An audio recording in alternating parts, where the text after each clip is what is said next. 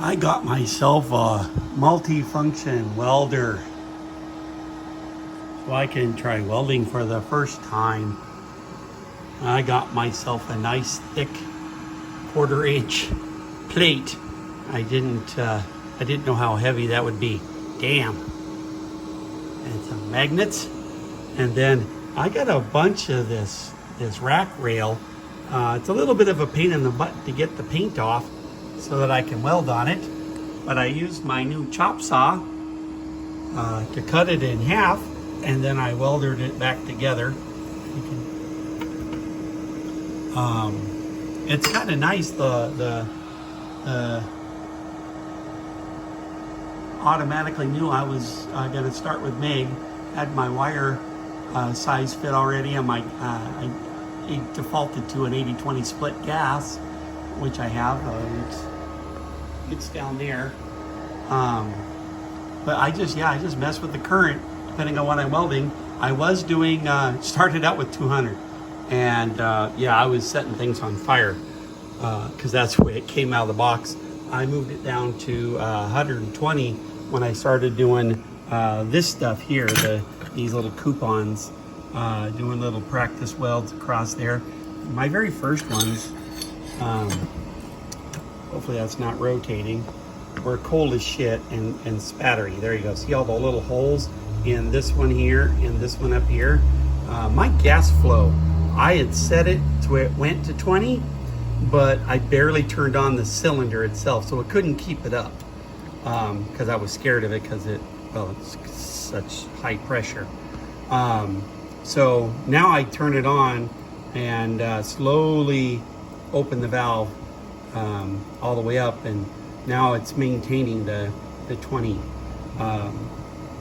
I guess CFM, cubic feet a minute.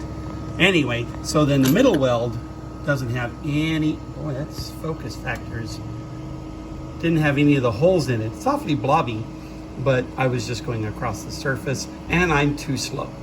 So then, of course, as soon as I got the bubbles gone, I decided to stick stuff together. So autofocus is crap. I got a bolt on there. I stuck some bolts to a bolt. I gave it little eyeballs. It wants a hug. And then I thought, well, what kind of other metal do I have? I had a hinge laying around.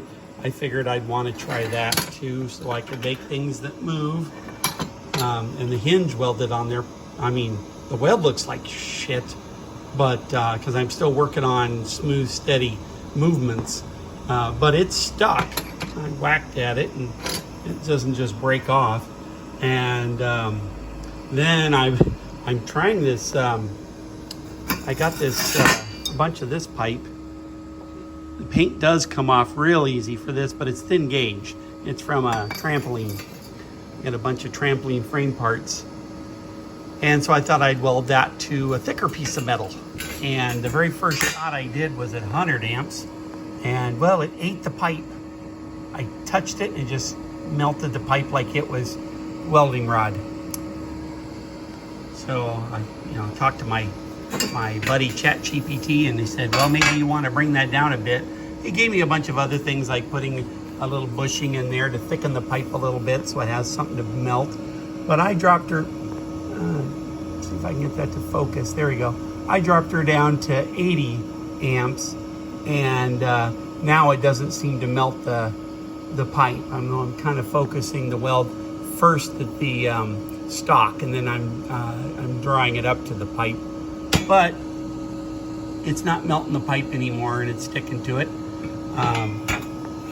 So just trying things to keep myself interested, because it's a lot of fun. It's like I've got a new glue gun for metal. But still trying to get myself a little better. That's what all this is. I belt sanded this real quick, and so I can run beads across it and take a session or two each day and try to get steadier on the welds. But this is fun.